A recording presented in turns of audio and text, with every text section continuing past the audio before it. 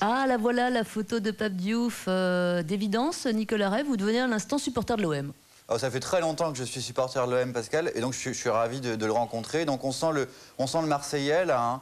On sent peut-être même des gardes du corps autour de vous. Est-ce que vous avez des gardes du corps? Non, je me trouve d'abord bouffi sur cette photo-là. Non. Ça montre...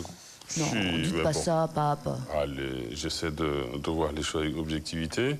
Maintenant, est-ce que j'ai des gardes du corps? Non. On en a quelquefois quand on se déplace, puisque l'OM reste l'objet quand même de toutes les sollicitations. À Paris, vous en avez? Ah, mais beaucoup plus, en tout cas, à Paris. Nous avons beaucoup plus de supporters à Paris que Paris n'en a à Marseille. Ah, ça, c'est évident. Ça, je prends tous les paris, là. Hein. Il était à la pause, là, Pascal, en train de regarder les livres. Oui. Visiblement, vous aimez bien bouquiner. J'aime beaucoup lire. Ça tombe bien, ça me fait une transition d'enfer, vu que j'ai 2 livres. Ne bougez pas. En relation avec vous, à savoir l'invité, des objets culturels en relation avec l'invité. Vous allez vous asseoir. Je vais vous faire découvrir des trucs top. D'accord. D'abord, mon coup de cœur, SoFoot. Alors, ça s'appelle Le Petit Livre Vert, anthologie de la parole footballistique. C'est toutes les phrases, il y a des belles perles, 400 citations. Est-ce que Pape Diouf en a une perle en tête? Non, pas véritablement, non. Non, pas de perles, non. Avec Ribéry, vous devez en avoir des bonnes quand même, non? Mais non, il ne faut pas, je veux dire, juger le garçon en fonction de ce qu'il en dit, de ce qu'on en dit, non? Ouais. Non, c'est un jeune garçon, c'est vrai, il est jeune encore.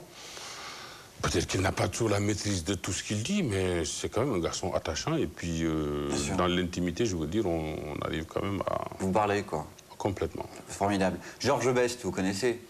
Ah, l'ancien Beatle, comme on l'a appelé. Oui, le 5e Beatle, c'était vraiment le prince du foot. Tout à fait, qui fut un très grand joueur de Manchester United, du temps de Bobby Charlton, de Kidd.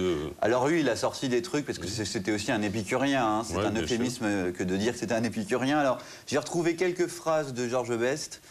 Par exemple, on dit que je suis sorti avec 7 Miss Monde. Ce n'est pas vrai, il n'y en avait que 4. Pour les 3 autres, je ne suis pas allé au rendez-vous. C'est pas mal quand même. Ma phrase culte de Georges Best, j'ai dépensé 90% de mon argent en alcool et en femmes, le reste, je l'ai gaspillé. Et on a à la mort de Georges Best, il y avait une banderole lors de ses funérailles qui disait « Maradona good ». Pelé better, Georges Best. Voilà, c'était vraiment quelqu'un que j'aimais beaucoup. Alors il y a, d'autres exemples.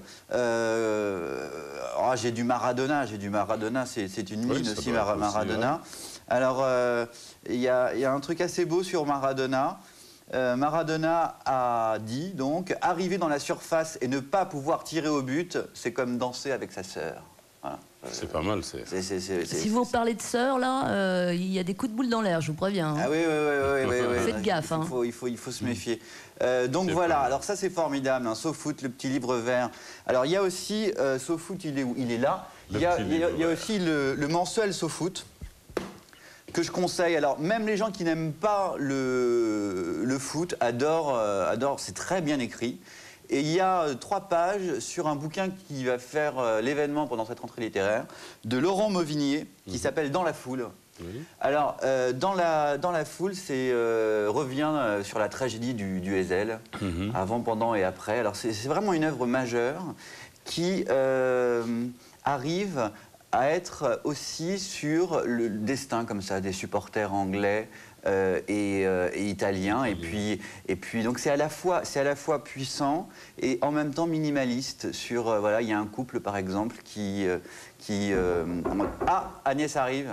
Vous l'offrez dans la foule à Pape Diouf ou oui, je l'offre. Pape Diouf, je l'offre. Et vous vous débrouillez pour une place pour on s'arrangera après. Bonjour mademoiselle Agnès. Bonjour Pape. Salut Nicolas.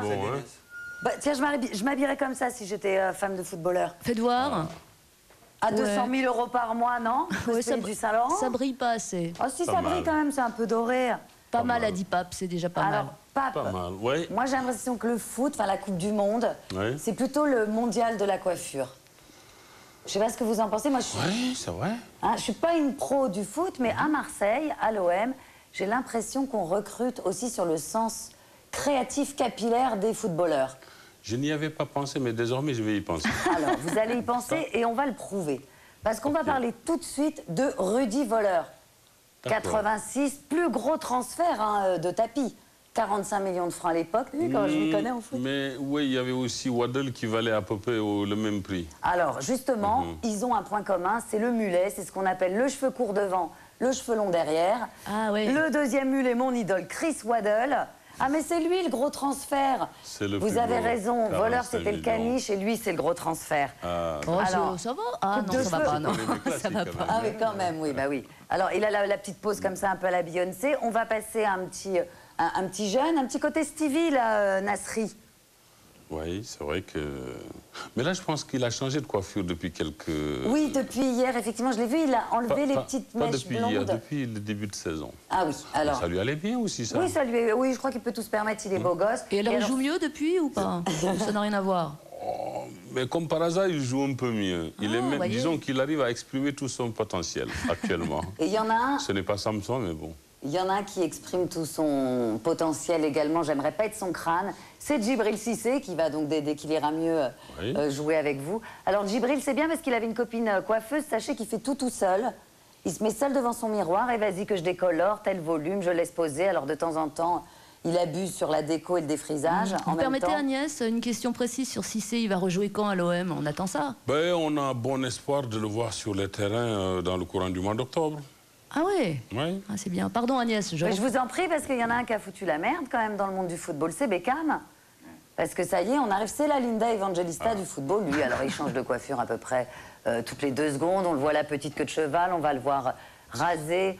Ensuite, il s'inspire de Maddox, le fils d'Angelina Jolie. Alors, et... dans ce foot, justement, Agnès, il y a une phrase de Georges Best à propos de Beckham, qui est terrible. Qui était beau, d'ailleurs. Il ne peut pas, donc il dit de Beckham, il ne peut pas tirer avec son pied gauche, il ne peut pas faire de tête, il ne peut pas tacler, et il ne marque pas beaucoup de buts. À part ça, il est très bon. Voilà. Ah bah oui, il est très bon. Alors, il est plein de contrats publicitaires. Alors ça, c'est plein de contraintes aussi, parce qu'un coup, il faut se raser, il ne faut pas se raser. Alors, Pires, par exemple, s'est retrouvé coincé comme ça pendant des années à cause de son shampooineur, là, avec sa petite crotte sur le menton.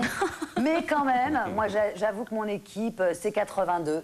Voyons une équipe 1. L'innocence, demi-finale Allemagne. Là, on est tout en cheveux, CR, c'est Julien Clerc. C'est l'équipe de France, hein? Ouais, c'est l'équipe de France. Avec Rocheteau. Vous aimez bien Rocheteau, Pascal? N'en parlez pas. Alors là, rien de le dire. L'ange vert avec sa belle tignasse bouclée qui nous amène tout de suite sur des chevelus. Parce que, alors voilà. Valderrama. Oh non. Un petit côté Kélis, chanteuse de R&B. On va voir tout de suite, alors je les connais pas tous bien quand même. Mon idole, George Berry, l'afro. Tant qu'à avoir une afro, autant avoir une vraie afro. Petit côté Jimi Hendrix, comme ça. Et puis les mulets, toujours, je peux pas m'en passer, avec Baris Vénisson. Lui, c'est un attentat capillaire. Hein, je vois pas comment on peut appeler ça autrement, avec la petite mèche...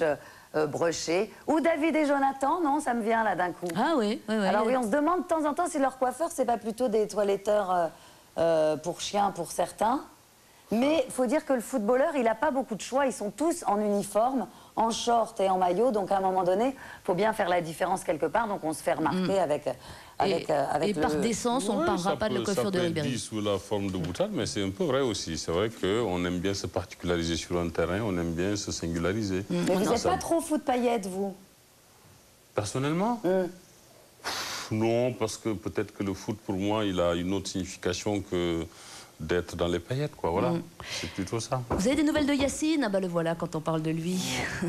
Yacine qui, tous les jours, je vous raconte ça, Pape Diouf présente à sa façon, assez déjanté, les programmes télé du soir. Yacine Pape Diouf. Bonjour monsieur, enchanté. On prend place sur le canapé, s'il vous plaît. Allez. Avec l'accélération de Ribéry, si possible. Allez. Voilà, Yacine Bellatar, installez-vous à la télé ce soir. Plein de bonnes choses. Comment ça va, Pascal? Pas mal et vous? Super, TF1, 20h50, France-Italie.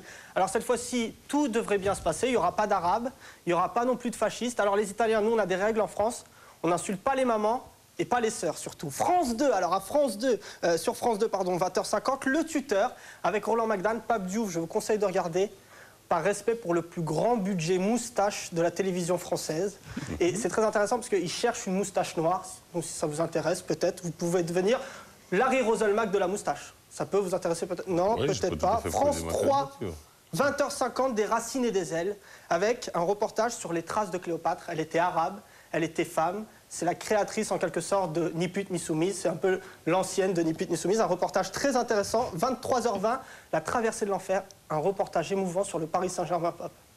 Vraiment très intéressant. Non, je rigole. C'est un film sur Bernard Mendy. Pardon? À quelle heure? À quelle heure? 23h20. Vous serez là? Oh, je serai certainement encore dans les abords du Stade de France. Oui, sûrement. Quelle classe, Pape Diouf.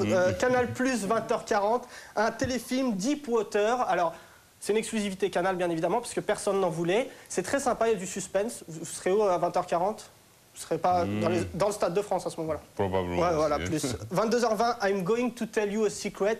Un reportage intéressant sur Jacques Chirac qui nous dira tout. Pasqua, les emplois fictifs, la mairie... Ah non, pardon, c'est sur Madonna, excusez-moi, ça viendra un jour sûrement. Arte, 20h40, Mao, une histoire chinoise, c'était déjà hier, c'est encore aujourd'hui. Alors, suite et fin, Pape. Donc voilà, même les Chinois s'arrêtent de travailler, c'est désolant, mais c'est comme ça. Et c'est fin, je crois, d'ailleurs, Yacine. Tout court, super. Tout court, fin tout court, merci beaucoup. Je remercie également Pape Diouf d'être venu, hein, ça nous a fait plaisir. Merci, Pape. Champion de France, l'OM, cette année, ou ça va être un peu court? Oh, écoutez, je pense quand même que Lyon reste encore le favori logique de la compétition. Mais vous visez quoi, deuxième? Oh, je prendrai volontiers. D'accord. Je vous signale que demain, nous recevrons l'ancien athlète Stéphane Diagana, hein, que vous connaissez peut-être. Oui, tout à fait, oui. C'est à midi. Ouais, pas personnellement, mais je connais l'athlète, le sportif de haut niveau. Donc, si vous êtes dans le coin, regardez Canal 12h43, en clair et en direct. Vous avez parlé d'émission, mais il y a une formidable émission que vous avez passée sur votre chaîne, c'est Pelé l'Éternel, je crois. Ah, ça, c'est somptueux. Merci Pape Diouf. Pour finir, tout à fait un disque. C'est une spéciale dédicace pour vous, évidemment. C'est pas ça. Je vais passer le bandit, ça ira mieux. Qui c'est les plus forts, évidemment, c'est les Verts. On a un bon public et les meilleurs supporters. On va gagner. Ça c'est juré. Allez, allez. Domenech, il avait la moustache aussi. Qui c'est les plus forts, évidemment, c'est les Verts.